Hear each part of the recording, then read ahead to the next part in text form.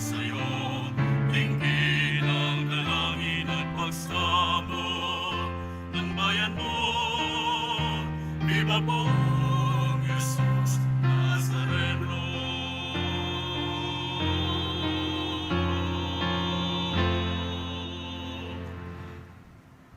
Tayo'y nagkakatipon sa ngalan ng Ama at ng Anak at ng Espiritu Santo. Amen. Ang pagpapala ng ating Panginoong Jesucristo, ang pag-ibig ng Diyos Ama, at ang pakipag-isa ng Banal na Espiritu naway sumainyong lahat.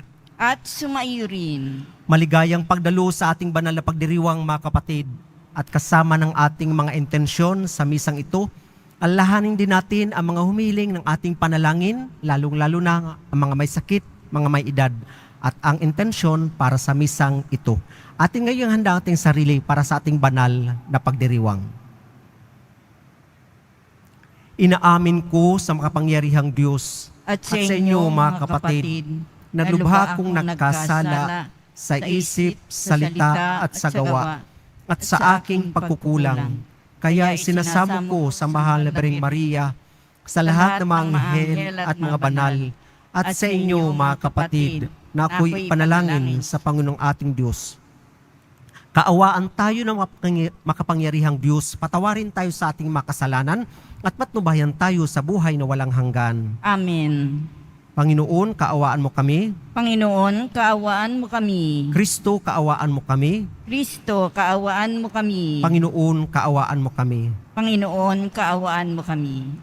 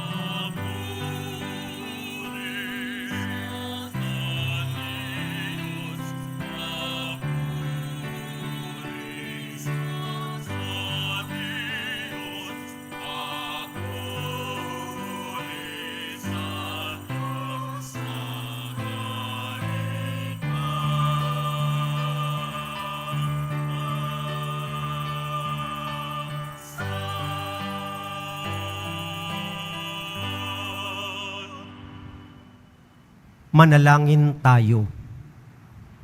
Ama naming makapangyarihan, niloob mong akuin ng iyong anak ang krus at kamatayan upang ang sangkatauhay matubos at mabuhay. Ang pag-ako namin sa krus at kamatayan dito sa lupa, ayon sa diwa ng pagsunod sa iyong loob na ginanap ng iyong anak, ay magpagindapat nawang aming kamtin ang lubos na katubusan at pagkabuhay sa iyong piling. Sa pamagitan ni Jesucristo kasama ng Espiritu Santo, magpasawalang hanggan. Magsiupo muna ang lahat. Pagbasa mula sa aklat ng mga bilang.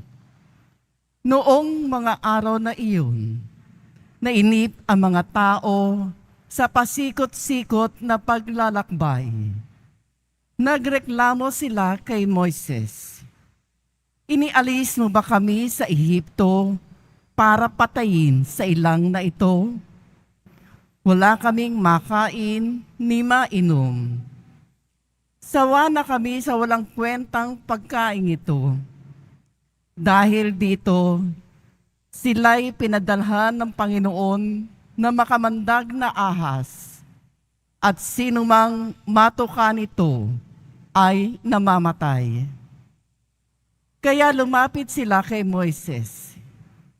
Sinabi nila, "Nagkasala kami sa Panginoon at sa iyo. Idalangin mo sa kanyang paalisin ang mga ahas na ito." Dumalangin nga si Moises, at ganito ang sagot sa kanya ng Panginoon. "Gumawa ka ng isang ahas na tanso.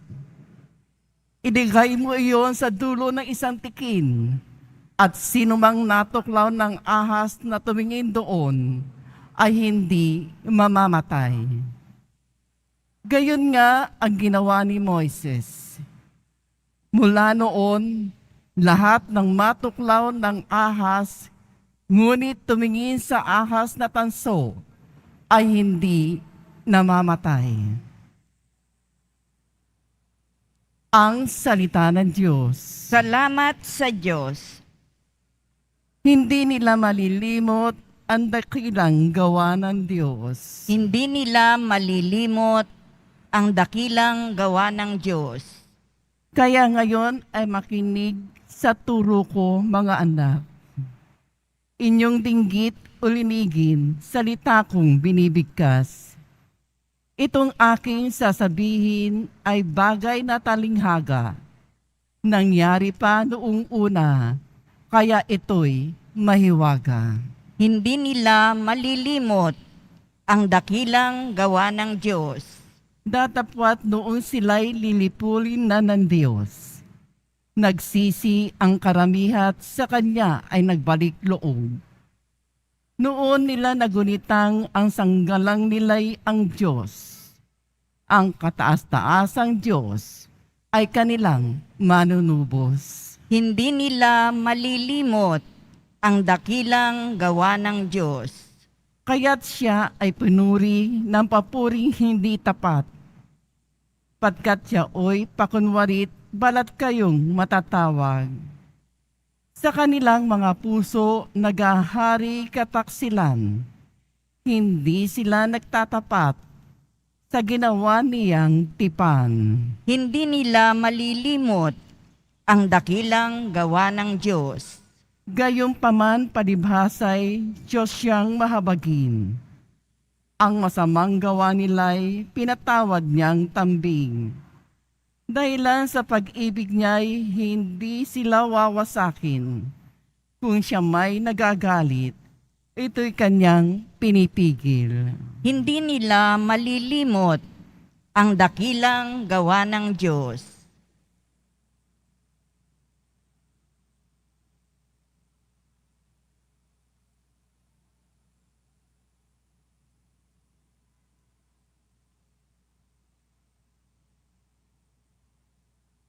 Pagbasa mula sa sulat ni Apostol San Pablo sa mga taga-Filipos. Si Kristo Jesus, bagamat siya'y Diyos, ay hindi nagpilit na manatiling kapantay ng Diyos. Bagkos, Hinubad niya ang lahat ng katangian ng pagkadiyos. Nagkatawang tao at namuhay na isang alipin. Nang maging tao, siya'y nagpakababa at naging masunurin hanggang kamatayan. Oo, hanggang kamatayan sa krus. Kaya naman, siya'y itinampok ng Diyos at binigyan ng pangalang higit sa lahat ng pangalan. Ano pat ang lahat ng nilalang na nasa langit, nasa lupa, nasa ilalim ng lupa, ay maninikluhod at sasamba sa Kanya. At ipapahayag ng lahat na si Hesu Kristo ang Panginoon sa ikararangal ng Diyos Ama.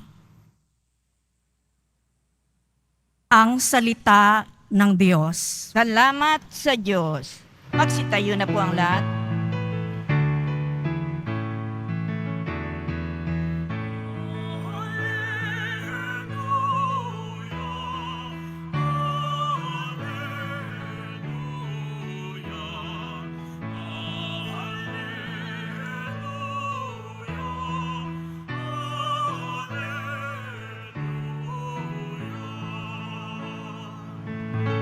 Kami sumasamba sa'yo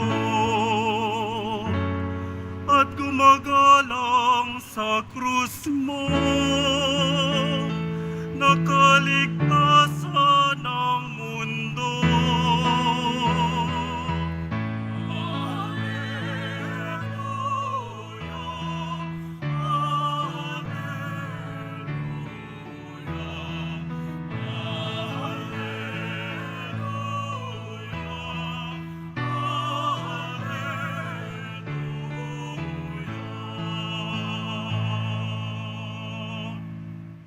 Sumainyo ang Panginoon, At sumaiyo rin. ang mabuting balita ng Panginoon ayon kay San Juan. Papuri sa iyo, Panginoon. Noong panahong iyon, sinabi ni Jesus kay Nicodemo, walang umakyat sa langit, kundi ang bumaba mula sa langit, ang anak ng tao. At kung paanong itinaas ni Moises ang ahas doon sa ilang, gayon din naman, kailangang itaas ang anak ng tao upang ang sinumang sumampalataya sa kanya ay magkaroon ng buhay na walang hanggan. Gayon na lamang ang pag-ibig ng Diyos sa sanlibutan, kaya ibinigay niya ang kanyang bugtong na anak upang ang sumampalataya sa kanya ay hindi mapahamak, kundi magkaroon ng buhay na walang hanggan. Sapagkat sinugo ng Diyos ang kanyang anak, hindi upang hatulang maparusahan ang sanlibutan, kundi upang iligtas ito sa pamagitan niya. Mga kapatid, ang mabuting balita ng ating kaligtasan. Pinupuri ka namin, Panginoong Heso Kristo. Magsiupo muna ang lahat. Palakpakan natin ang Panginoon.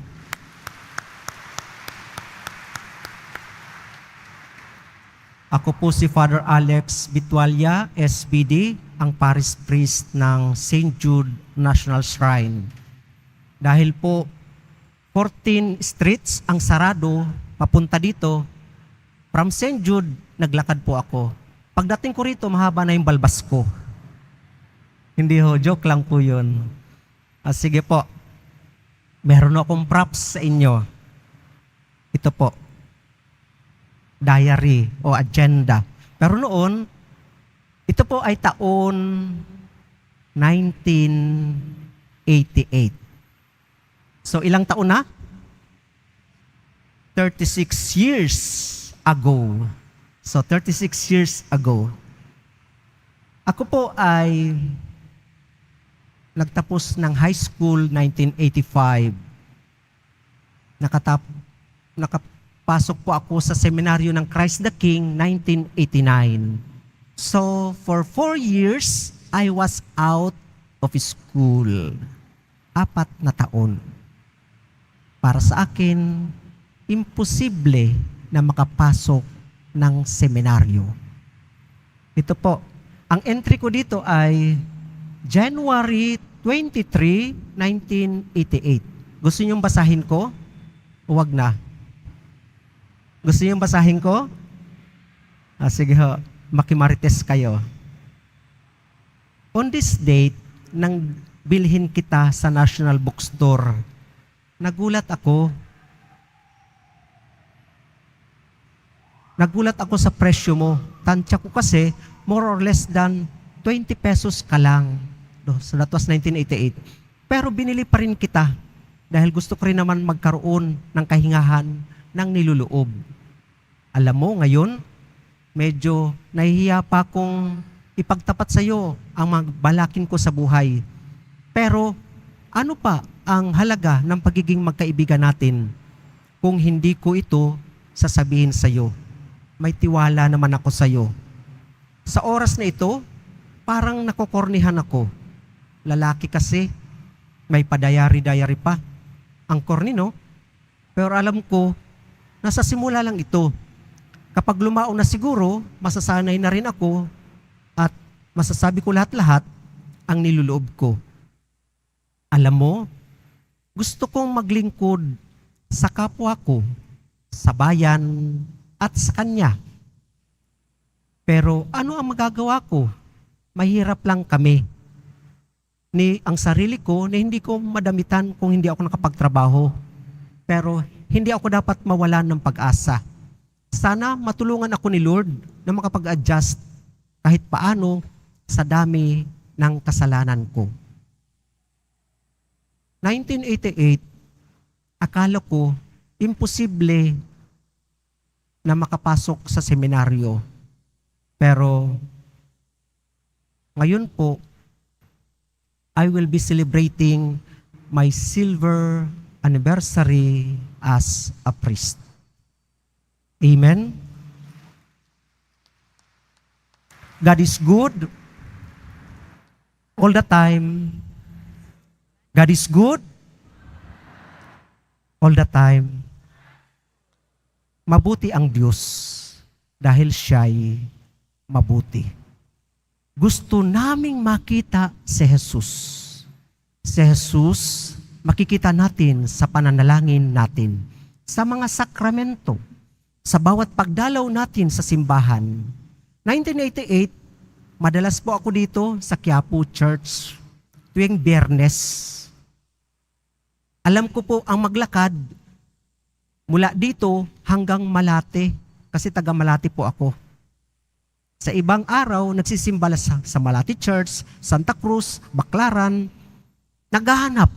Gusto kong makita si Jesus. Noon, akala ko napaka-imposible yung mga bagay na pangarap ng isang binatilyo. Pero wala palang imposible sa Diyos. Amen? Meron bang imposible sa Diyos? Wala. Meron bang imposible sa Diyos? Wala akong naririnig. Meron bang imposible sa Diyos? Wala. So, ibig sabihin, lahat ng ating daladala, mabigat man o hindi, pag inilapit natin ito sa Poong Nazareno, sasagutin niya tayo.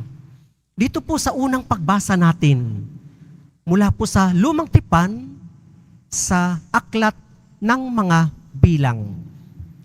Ito po, yung mga Israelita, nasa disyerto sila, nasa ilang. Umaangal sila kay Moses. Inialis mo ba kami sa Ehipto para patayin sa ilang na ito? Wala kaming makain ni mainom. Sawa na kami sa walang kwentang pagkain ito. Dahil dito, sila'y pinadalhan ng Panginoon ng makabandag na ahas at sino mang matuka nito ay namamatay. Kaya lumapit sila kay Moises. Sinabi nila, nagkasala kami sa Panginoon at sa iyo. Idalangin mo sa kanyang paalisin ang mga ahas na ito. Nanalangin si Moises para sa Israelita, kaya sabi ng Panginoon, gumawa ka ng isang ahas na tanso, ilagay mo yun sa dulo ng isang tikin, at sino ang matuklaw ng ahas na yun at tumingin doon ay hindi mamamatay. So, ang imahe na ito, iniutos ni Yahweh kay Moises. Kaya nga po sa mga clinic, hospital, hindi po ba may pole, tikin, tapos merong ahas? Ang symbolism nito ay healing, kalutasan. Kaya nga po sa bagong tipan naman, sinabi ng ating Panginoong Jesucristo, kung paanong itinaas ni Moises ang ahas sa ilang, gayon din naman itataas ang anak ng tao, ang Panginoong Jesucristo sa krus. Na kung sino man ang tumingin sa Kanya ay hindi mapapahamak, hindi mamamatay, magkakaroon ng buhay na walang hanggan.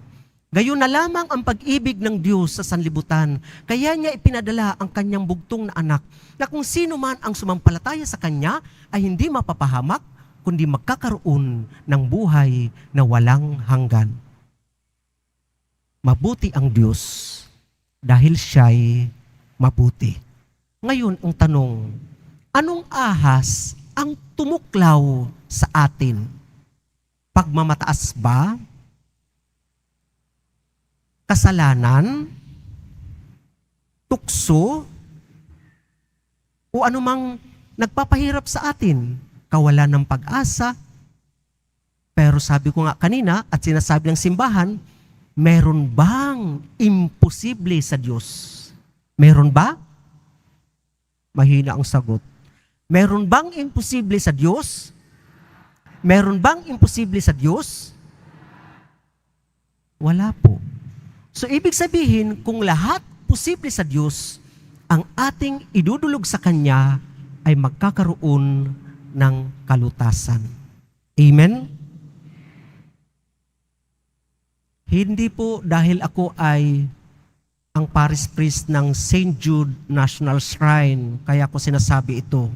Pero ang himala ng Diyos ay napaka-pangkarniwan lamang dahil ang kanyang kapangyarihan ay nag-uumapaw. Hindi po siya, ang kapangyarihan ng Diyos ay hindi pong mapipigilan ng ating kawalang pag-asa, ng ating panghihina, ng ating kasalanan.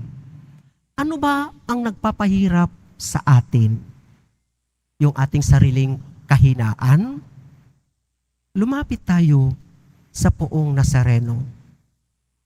Ilapit natin. Nanghina man tayo, pero ang Diyos hindi kailanman nanghina ang kapangyarihan. Kaya nga po, isang himala sa atin na makapagnilay sa kabutihan ng Diyos. Maraming imposible sa isipan natin, pero sa Diyos, wala pong imposible. At napakapalad natin dahil ang ating Panginoong Jesucristo ang siyang ating tagapag-ugnay sa Ama. Gusto naming makita si Jesus. Opo mga kapatid, sa ating pananalangin, sa mga sakramento na ating tinatanggap sa simbahan, sa ating pakikipag-ugnayan sa ating kapwa, at sa mga karanasan na ating naranasan, makikita natin si Jesus. Dahil lahat ng karanasan ng tao, naranasan ng ating Panginoong Hesukristo. Amen? Lahat ng paghihirap, naranasan niya. Lahat ng karanasan ng tao, maliban sa kasalanan, naranasan niya. Kaya malapit tayo sa Kanya. Kaya nga po, ang hamon sa atin, kapag tayo nahihirapan, tumingin tayo sa Poong Nazareno. Ano ba o sino ba ang mas nahihirapan? Siya o tayo? Ano bang pagsubok ang hindi natin kaya na hindi makakaya ng Poong Nazareno? Lahat ay posible sa Diyos. Kaya nga po, isang himala sa atin na tayo ay nandito, nagdiriwang ng kabutihan ng Diyos. Kaya naman, isang paalala sa atin na ang pagpapakasakit ng ating Panginoong Jesucristo ay isang pagdamay sa bawat isa sa atin. Sa pangalawang pagbasa, sa sulat ni Pablo sa mga taga-Pilipos, sinambit ni San Pablo, si Kristo Jesus, bagamat siya ay Diyos, ay hindi nagpilit na manatiling kapantay ng Diyos. Bagkus, hinubad niya ang lahat ng katangian ng pagka-Diyos. Nagkatawang tao at namuhay na isang alipin. Nang maging tao, siya'y nagpakababa at naging masunurin hanggang kamatayan. Oo, hanggang kamatayan. Meron po isang hari, napakabait, nag-imbita siya sa kanyang nasasakupan. Dahil marangya yung palasyo, maraming ayaw pumasok sa napakagandang palasyo. Nang mabalitaan ng hari na maraming ayaw pumasok dahil nahihiya, lumabas siya ng kanyang palasyo. At ang sabi niya, "Halik kayo, pumasok na kayo. Mayroong masarap na piging para sa lahat." Pero ang sabi ng marami, "Mahal na hari, nahihiya po kami sa aming kasuotan. Marumi po, baga po madumihan ang palasyo at nakakahiya po sa inyong mga panauhin." Sabi ng hari, "Ako ang hari, ako ang nag-iimbita sa inyo, pumasok kayo." Hindi pa rin pumasok yung maraming tao. So ang ginawa ng hari, pumunta siya mismo sa mga tao. Nung makita niya na merong isang tubig na medyo may putik, lumuhod ang hari, dumapa. Pagkatapos, tumayo. Ngayon, sabi niya, "Eto, marumi na rin ang aking damit. Maari ko na ba kayong imbitahan patungo sa aking palasyo?" Pumasok ang mga tao. Ganito po yung paghuhubad ng pagka-Diyos ni Jesus. Bumaba siya sa atin, hinubad ang kanyang pagka-Diyos, naging tao siya, naging mababa tulad natin upang ibigay sa atin ang balita ng kaligtasan. Kaya naman, siya'y itinampok ng Diyos at binigyan ng pangalang higit sa lahat ng pangalan. Anupat, ang lahat ng nilalang na nasa langit, nasa lupa, at nasa ilalim ng lupa ay maninukluhod at sasamba sa Kanya. At ipahayag ng lahat na si Jesucristo ang Panginoon sa ikararangal ng Diyos Ama. Mga kapatid, sino tayo upang ang Diyos ay magpakababa upang ibigay sa atin ang biyaya ng kaligtasan? Sa biyaya ng binyag, tayo'y naging anak ng Diyos, bawat isa sa atin. At opo, bilang mga anak ng Diyos, meron tayong iisang Ama na ipinakilala ng Panginoong Hesukristo sa atin. Ang Diyos na nagmamahal, na nag-alay ng kanyang bugtong na anak para sa ating kaligtasan. Nais naming makita si Jesus. Sana po sa ating buhay pananalangin, sa mga sakramento na ating tinatanggap, sa ating pakikipag-ugnayan sa bawat isa, at sa bawat karanasan natin, maramdaman natin ang presensya ng ating Panginoong Diyos na laging gumagabay sa bawat isa sa atin. Magsitayo na po ang lahat.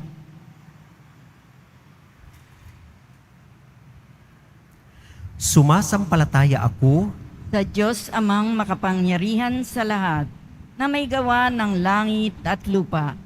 Sumasampalataya ako kay Hesu Kristo, iisang anak ng Diyos, Panginoon nating lahat.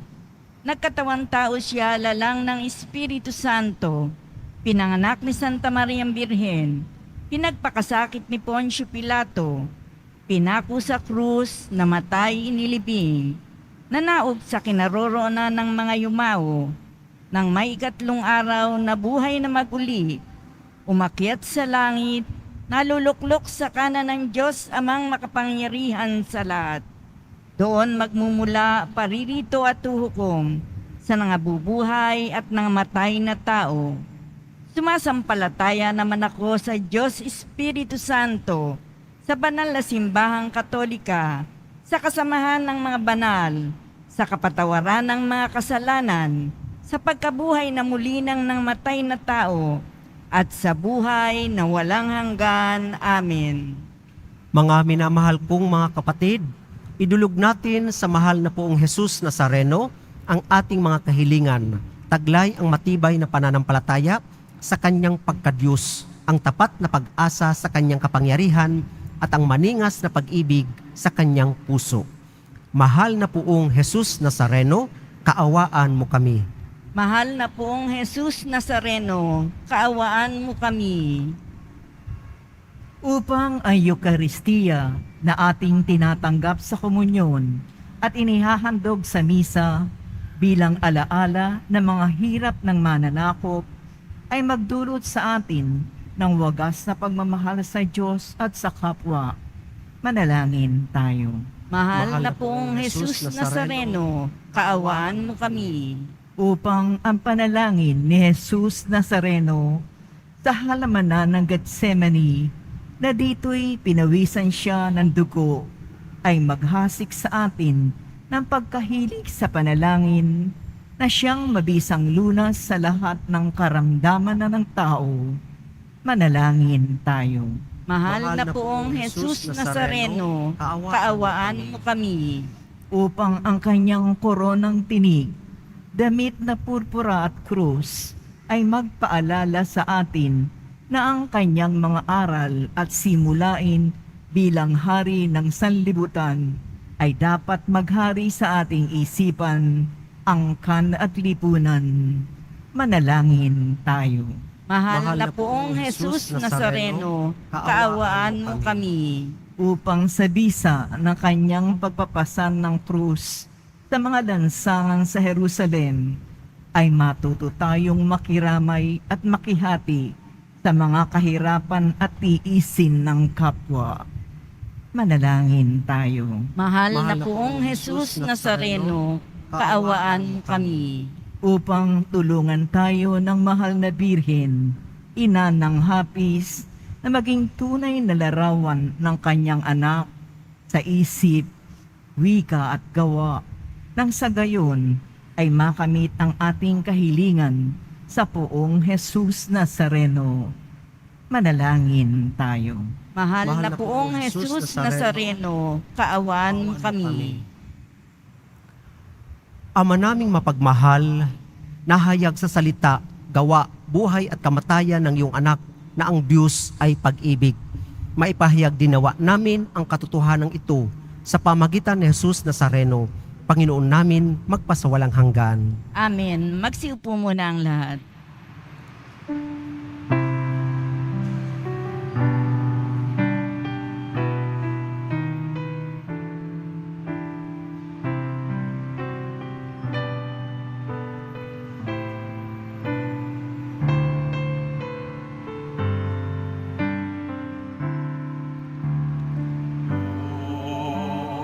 Jesus Nazareno, maririto kami sa harap mo.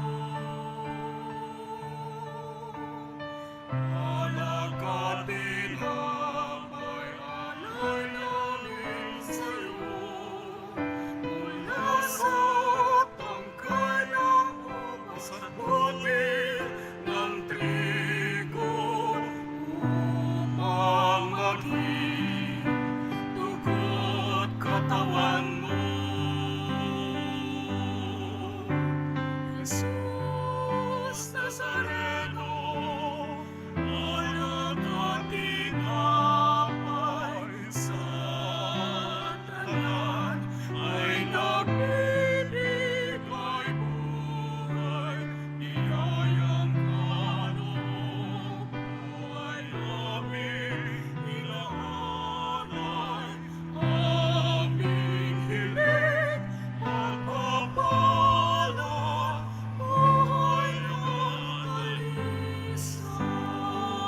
Magsitayo na po ang lahat.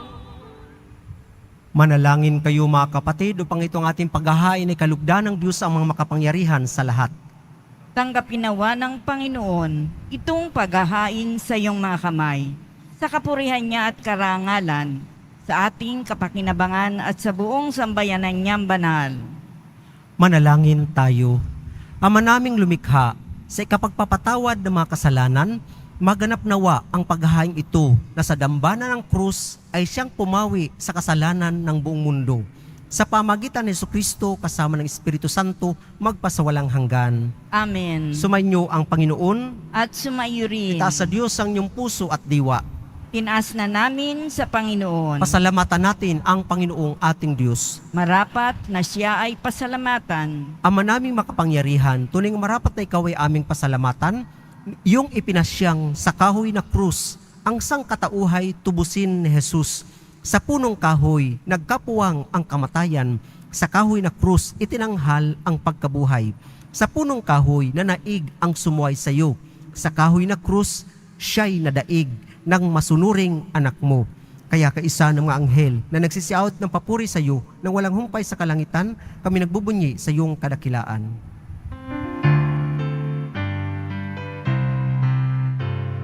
Banal ka, poong may kapal, banal ang iyong pangalan, banal ang kaharian, langit lupa't nagpapagay sa iyong kadakilaan. Ipanakit lahat ng lahat, ang parehong mga na siyang nagmulat sa lupa, sa pinayay nagpalakad, at nakiramay sa lahat. Magsiluhod po ang lahat. Ama naming banal, ikaw ang bukal ng tanang kabanalan. Kaya't sa pamagitan ng iyong Espiritu, gawin ng banal ang mga kulob na ito upang para sa amin maging katawan at dugo ng aming Panginoong Hesukristo. Bago niya pinagtiis ang pusang loob na maging handog, hinawakan niya ang tinapay, pinasalamatan kanya, pinaghati-hati niya yun, iniabot sa kanyang mga alagad at sinabi, "Tanggapin ninyong lahat ito at kanin. Ito ang aking katawan na ihahandog para sa inyo."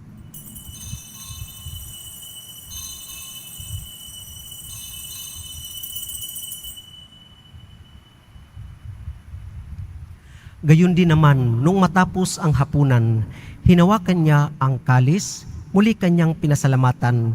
Iniabot niya ang kalis sa kanyang mga alagad at sinabi, "Tanggapin ninyong lahat ito at inumin, ito ang kalis ng aking dugo, ng bago at walang hanggang tipan. Ang aking dugo na ibubuhos para sa inyo at para sa lahat, sa ikapagpapatawad ng mga kasalanan. Gawin ninyo ito sa pag-alala sa akin."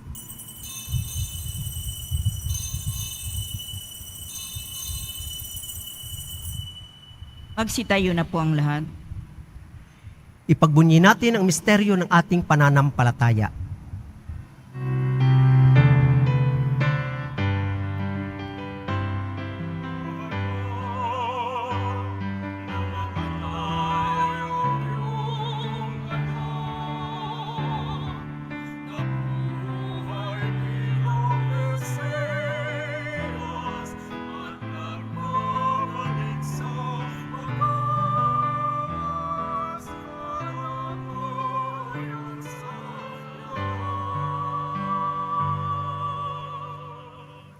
Ama, ginagawa namin ngayon ang pag-alala sa pagkamatay at muling pagkabuhay ng iyong anak. Kahit iniaalay namin sa iyo ang tinapay na nagbibigay buhay at ang kalis na nagkakaloob ng kaligtasan.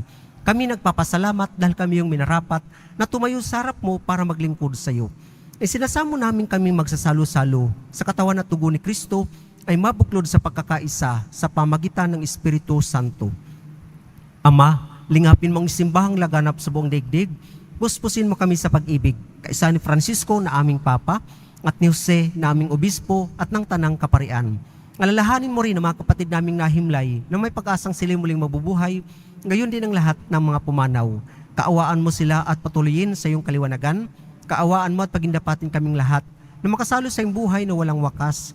Kaisa ng mahal na Birheng Maria na ina ng Diyos, ng kabiyak na puso niyang si San Jose, kaisa ng mga apostol ni San Juan Bautista, at ang lahat ng mga banal na namuhay dito sa daigdig ng kalugod-lugod sa iyo, na ipagdiwang nawa namin ang pagpupuri sa kararangal mo sa pamagitan ng iyong anak na aming Panginoong Hesus Kristo. Sa pamagitan ni Kristo, kasama niya at sa Kanya, ang lahat ng parangal at papuri ay sa iyo, Diyos amang makapangyarihan, kasama ng Espiritu Santo, magpasawalang hanggan.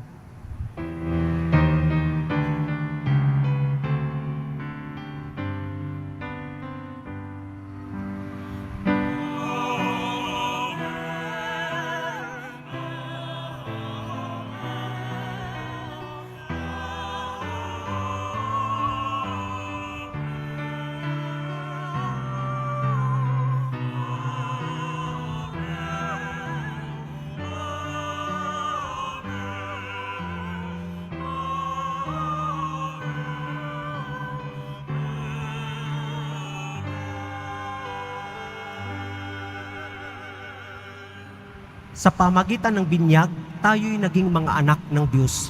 Bilang isang pamilya, tayo tumawag sa ating iisang Ama. Ama namin, Ama namin, sumasalangit ka, sambahin ang ngalan mo. Mapasa amin ang kaharian mo. Sundin ang loob mo dito sa lupa para nang sa langit. Bigyan mo kami ngayon ng aming kakanin sa araw-araw. At patawarin mo kami sa aming mga sala para ng pagpapatawad namin sa nagkakasala sa amin.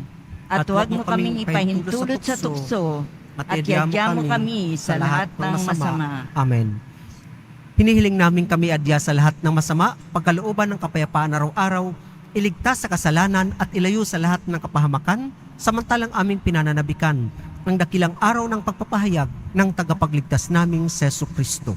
Sapagkat iyo ang kaharian, at ang kapangyarihan, at ang kapurihan, magpakailanman. Amen. Panginoong Kristo, sinabi mo sa mga apostol, kapayapaan ang iniiwan ko sa inyo, ang aking kapayapaan ang ibinibigay ko sa inyo. Tunghayan mo ang aming pananampalataya at huwag ang aming pagkakasala. Pagkalooban mo kami ng kapayapaan at pagkakaisa ayon sa iyong kalooban, kasama ng Espiritu Santo, magpasawalang hanggan. Amen. Ang kapayapaan ng Panginoon naway laging sumainyo. At sumaiyo rin. Mga kapatid, ating ibigay ang kapayapaan sa bawat isa. Kordero ng Diyos na nag-aalis ng mga kasalanan ng sanlibutan, maawa ka sa amin. Kordero ng Diyos na nag-aalis ng mga kasalanan ng sanlibutan, maawa ka sa amin. Kordero ng Diyos na nag-aalis ng mga kasalanan ng sanlibutan, ipagkaloob mo sa amin ang kapayapaan. Magsiluhod po ang lahat.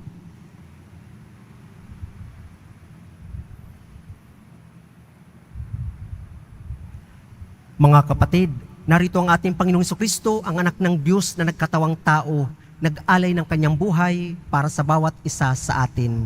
Siya ang kordero ng Diyos na nag-aalis ng makasalanan sa libutan, papapalad tayong inaanyayahan sa kanyang piging. Panginoon, hindi ako karapat-dapat na magpatuloy sa iyo, ngunit sa isang salita mo lamang ay gagaling na ako. Ang katawan ni Kristo. Amen.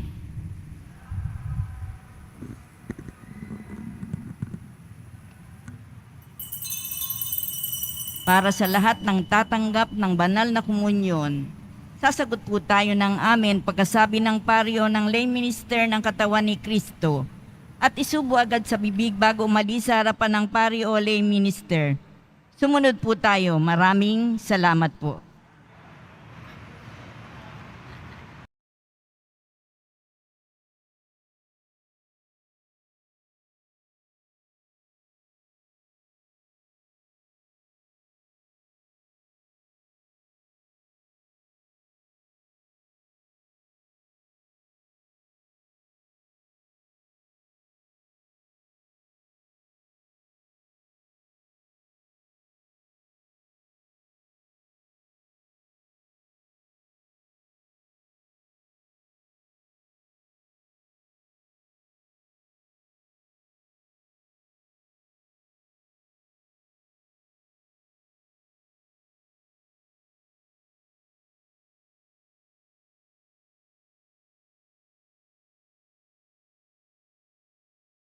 Langin tayo. Panginoong Hesukristo, kaming nagsalo-salo sa banal na pagkikinabang ay nakikiusap sa iyo na ang mga nasagip ng kahoy na krus na nagbibigay buhay ay iyong ihatid sa pagkabuhay sa kaluwalhatian, sapagkat ikaw ang Panginoon magpasawalang hanggan. Amen. Maraming salamat sa bawat isa sa inyo. Sumainyo ang Panginoon. At sumaiyo rin. Mahal na Poong Nazareno, inihayag mo sa pamagitan ng krus ang walang maliw na pag-ibig ng Diyos sa sangkatauhan. Pakinggan mo ang kahilingan ng iyong angkan na nagsusumamo sa iyo. Makamtan nawa nila ang iyong katugunan at tanggapin ang kasagutan na may utang na loob na tinatanaw. Basbasan din po ninyo ang mga dala-dala nilang mga imahen at dasalan.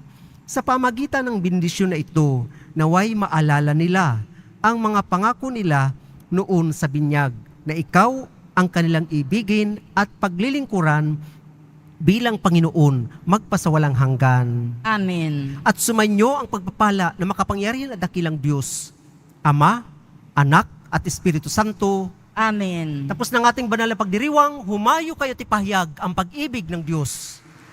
Salamat sa Diyos.